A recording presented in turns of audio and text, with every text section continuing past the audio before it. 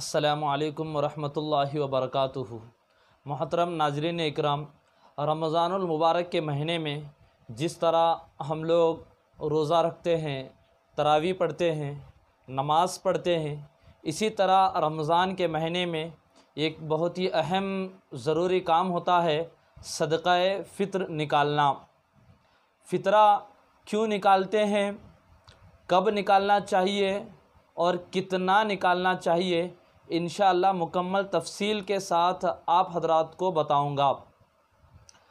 फ़ितरा चंद मकासद के लिए निकाला जाता है।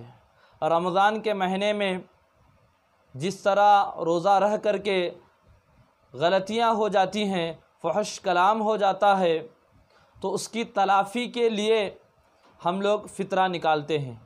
अल्लाह रब्बुल इज़्ज़त ने एक अज़ीम महीना हमें अता फ़रमाया, शुक्राने में फ़ितरा निकालते हैं। बहुत से गरीब ऐसे होते हैं कि जिनके घर के चूल्हे भी नहीं जल सकते, उनकी भी ईद हो जाए, इसलिए फ़ितरा हम निकालते हैं।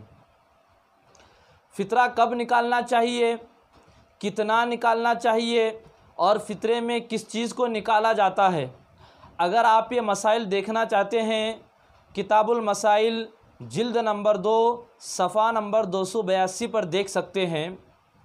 फ़ितरा 4 चीज़ों के ज़रिए से निकाला जाता है। नंबर 1 गेहूँ के ज़रिए से, किशमिश के ज़रिए से, जौ के ज़रिए से, खजूर के ज़रिए से। इन 4 चीज़ों से फ़ितरा निकाला जाता है।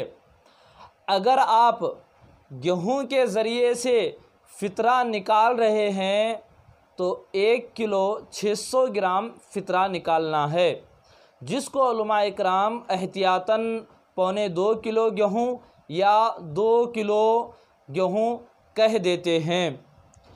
आप या तो गेहूँ दीजिए, गेहूँ का आटा दीजिए, या फिर यह है कि 1.25 किलो की कीमत आप अता कर सकते हैं। इसके अलावा अगर आप किशमिश, जौ और खजूर के ज़रिए से फ़ितरा दे रहे हैं तो 3 किलो 150 ग्राम अदा करना पड़ेगा, जिसको उलमा इकराम एहतियातन 3.5 किलो कह देते हैं। नाज़रीन, फ़ितरे में ये चीज़ें निकाली जाती हैं, लेकिन मालदारों के लिए बेहतर और अफजल फ़ितरा यही है कि वो किशमिश, जौ या खजूर के ज़रिए से फ़ितरा निकालें, क्योंकि गेहूं के ज़रिए से इसकी कीमत बहुत कम बैठती है। मीडियम दर्जे के लोगों के लिए, गरीबों के लिए है ये। मालदार हैं तो अफजल यही है कि वो जो खजूर, किशमिश और जौ के ज़रिए से ये फ़ितरा निकाले। अच्छा, फ़ितरा किसके ज़रिए से निकाला जाता है, किसकी तरफ से निकाला जाता है? घर में अगर नाबालिग बच्चे हैं या बच्चियां हैं तो बाप की ज़िम्मेदारी बनती है कि वो उन तमाम की तरफ से फ़ितरा निकाले।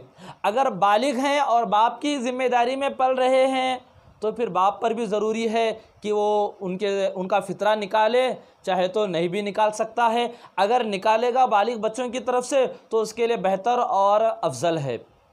बीवी की तरफ से अगर बीवी खुद ज़िम्मेदार है कि वो अपना फ़ितरा निकाल सकती है तो निकाले, वरना फिर शौहर ही बीवी की तरफ से ये फ़ितरा निकाले। फ़ितरा निकालने का वक्त कब है? फ़ितरा निकालने का जो वक्त है वो ईद से चंद दिन पहले या ईद की नमाज से पहले है। बेहतर यही है कि वो ईद से 1-2 दिन पहले निकाले, क्योंकि गरीबों की भी ईद हो जाए, इसलिए फ़ितरा निकालते हैं।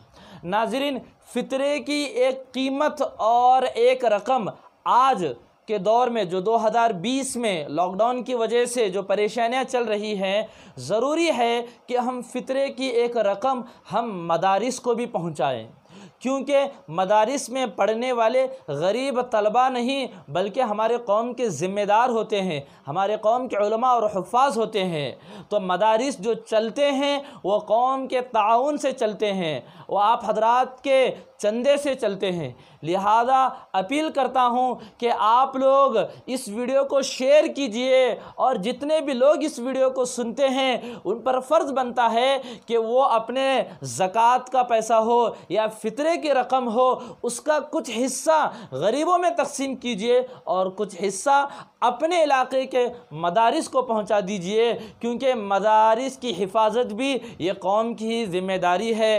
अल्लाह ताला से दुआ करता हूँ कि अल्लाह रब्बुल इज़्ज़त सही मसला समझने की तौफ़ीक़ अता फ़रमाए। वमा अलैना इल्लल बलाग।